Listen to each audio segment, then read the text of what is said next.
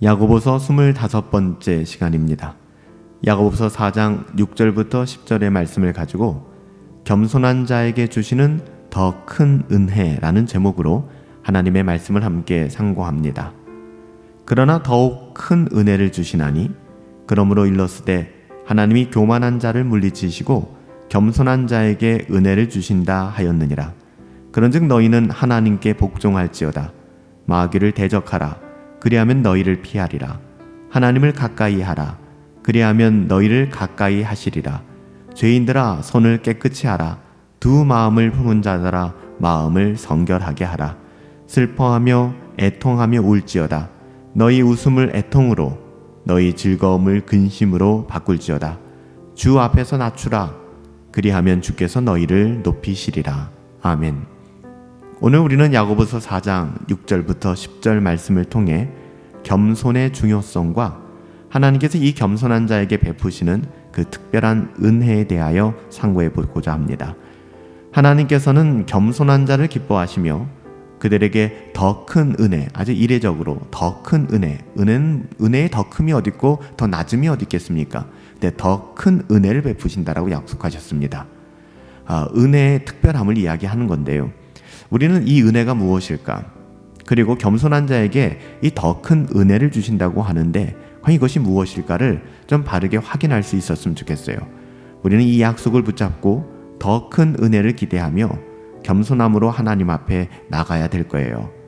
먼저 6절에서 야고보는 이렇게 이야기합니다. 그러나 더 큰 은혜를 주시나니 그러므로 일렀으되 하나님이 교만한 자를 물리치시고 겸손한 자에게 그 더 큰 은혜를 주신다는 것이죠. 여기서 말하는 더욱 큰 은혜란 세상의 유혹과 욕심을 이겨내고 오직 하나님을 사랑하도록 우리를 이끄시는 은혜를 이야기합니다.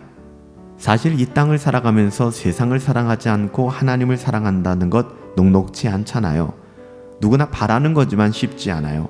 하나님께서는 겸손한 자에게 그 은혜를 주신다는 겁니다. 세상의 유혹과 욕심을 이겨내고 오직 하나님을 사랑하도록 우리를 이끄시는 그 은혜, 그것을 지금 더욱 큰 은혜다라고 이야기하고 있는 거예요. 하지만 이 은혜는 우리가 스스로의 자격을 갖추어서 받을 수 있는 건 절대 아니죠. 은혜라는 것 자체가 그렇죠. 오직 하나님께서 어떤 사람에게요? 겸손한 자에게 기꺼이 부어주시는 선물이다 라고 이야기합니다. 교만은 우리의 가장 큰 적입니다. 교만은 우리가 하나님의 은혜를 갈망하지 않게 만들고요, 결국에는 하나님과 멀어지게 만듭니다. 반대로 겸손은 어때요? 겸손은 우리의 마음을 열어 하나님의 은혜가 흘러 들어오게 만들죠. 우리가 겸손할 때 하나님께서는 우리를 더욱더 가까이 하신다고 말씀하셨고요, 우리에게 필요한 모든 은혜, 더 큰 은혜를 넘치도록 베풀어 주신다라고 약속하셨어요. 이 은혜가 바로 우리로 말미암아 하나님의 자녀답게 우리가 세상을 이기고 하나님과 동행하는 삶을 살도록 인도해 주는 것이죠. 야고보는 7절에서 그런즉 그 은혜에 힘입어 하나님께 순복하라, 하나님께 순종하라, 마귀를 대적하라, 세상의 가치를 대적하라. 그러면 이 모든 것이 너희를 피하게 될 것이다. 이렇게 권면합니다. 겸손은 하나님께 순복하는 것부터 시작되는 거예요. 우리의 뜻 내려놓고 우리의 옳은 소견 주장하지 말고 하나님의 뜻 앞에 내려놓고 침묵하는 것입니다. 우리의 뜻을 내려놓고 하나님의 뜻이 온전히 이루어질 수 있도록 하나님 뜻에 온전히 순종할 때, 여러분, 그때 우리는 마귀의 유혹에서 벗어나는 거예요.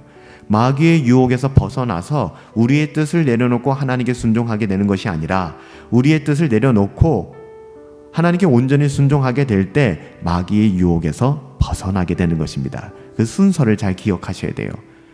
마귀는 우리가 교만해진 그 틈을 계속해서 공격합니다. 마귀는 우리가 교만해질 그때 그 틈을 타서 우리를 공격하는 것이죠. 우리가 겸손히 하나님께 순복한다면 그 마귀는 도망치게 될 것입니다. 틈을 엿볼 수 없게 만들어야 되는 거예요. 이것이 바로 하나님께서 우리에게 주신 승리의 비결입니다. 또한 8절의 야고보는 하나님을 가까이 하라. 그리하면 너희를 가까이 하시겠다라고 말씀합니다. 여러분, 겸손은 하나님께 가까이 나가는 길이에요. 하나님께서 우리를 가까이 하기를 원하신다면 우리가 먼저 겸손히 하나님을 잡고 그분께 나가야 하지 않겠습니까? 우리의 죄와 잘못을 깨끗이 하고 회개하고 참회하고 두 마음을 품지 않고 온전히 하나님만을 의지하는 태도, 여러분 그것이 신자에게 굉장히 중요한 것입니다. 여러분 두 마음 갖지 마세요.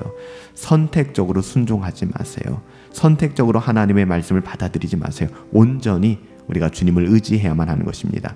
여러분 그렇게 할 때 하나님께서는 우리에게 더 큰 은혜를 주시며 우리와 더 깊은 교제를 나누신다라고 말씀하세요. 이어 야고보는 죄인들아 손을 깨끗하게 하라. 두 마음을 품은 자들아 마음을 정결하고 성결하게 하라 라고 이야기합니다. 겸손은 우리로 하여금 하나님 앞에서 우리의 죄를 깨닫게 합니다. 그리고 그 죄를 회개함으로써 하나님께 나갈 수 있는 길을 열어주는 것이죠. 두 마음을 품는 것은 하나님과 세상을 동시에 사랑하려는 그런 교만한 마음이 불가능합니다. 하나님 앞에서 두 마음은 불순종이에요. 불신앙입니다. 우리는 하나님만 사랑하고 그분께 온전히 순종해야 합니다. 이 세상적인 욕망은 거절하고 포기하고 내려놓고 하나님께 우리의 마음을 정결하게 올려드려야 됩니다.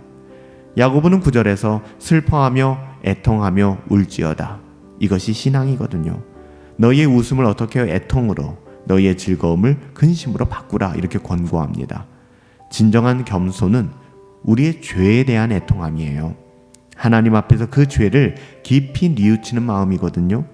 우리는 그 죄로 인하여 하나님과의 관계가 깨어졌음을 슬퍼해야만 합니다.